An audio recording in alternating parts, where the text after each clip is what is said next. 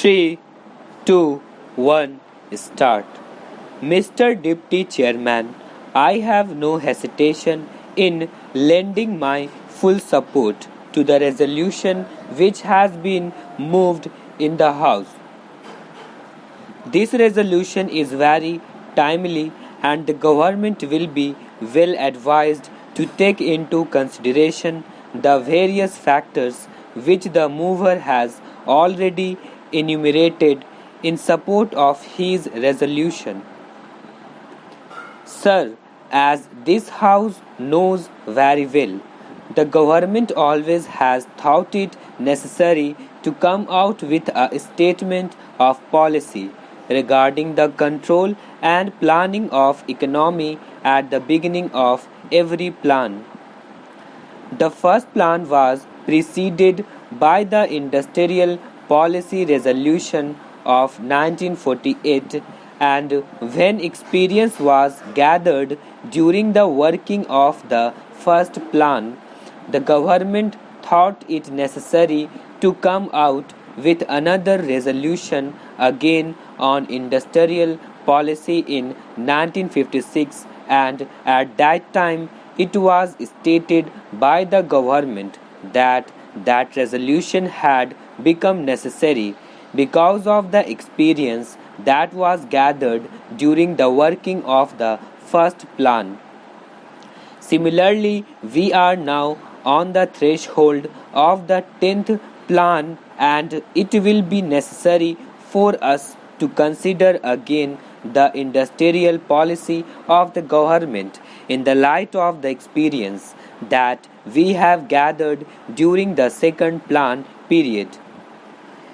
It is true that the 1948 resolution and the 1956 resolution emanated from the government, and no committee was appointed at that time to examine the various aspects of these industrial policies.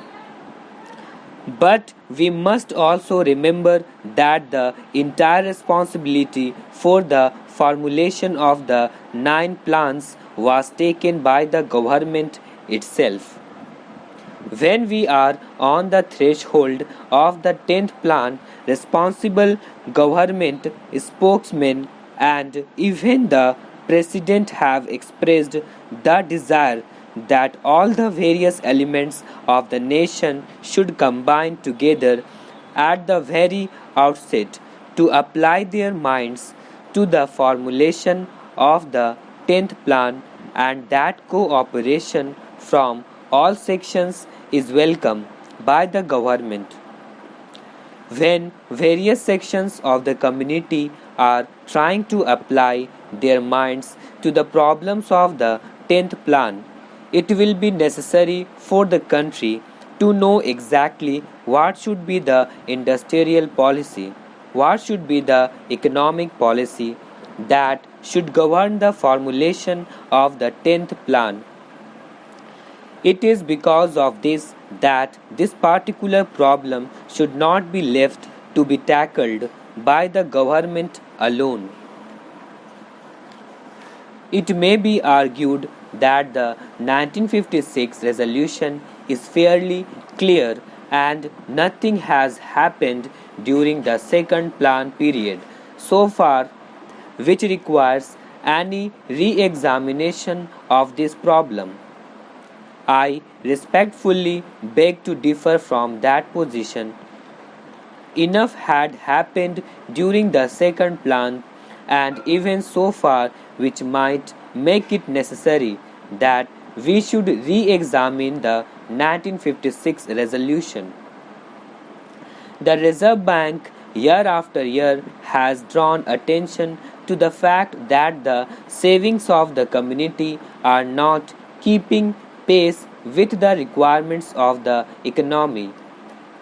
We have been told even by government spokesmen that one of the problems which creates great anxiety in the mind of the Planning Commission is the fact of the non-availability of savings. Savings today are in the hands of the banking system, and we have only the Reserve Bank and the State Bank which are nationalized. The other banks are still in private hands, and it will be necessary to examine whether it is desirable that the other scheduled banks should also be nationalized or should be brought under more effective control of the government if the savings drive is to be given impetus. The mover of the resolution has very wisely kept the thing quite open for the committee to discuss all the issues. It need not be taken for granted that merely because a committee is appointed, that committee would be biased in favor of nationalization only. It will be necessary for it to examine all the pros and cons and to see whether the time has come for nationalizing the entire credit system.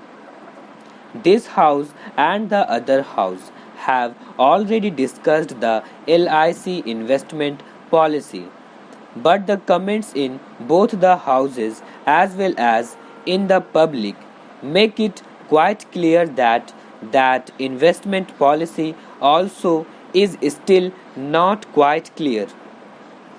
Will this investment policy lead to nationalization by the back door? Will that policy ultimately lead to the control of the various industries by the government?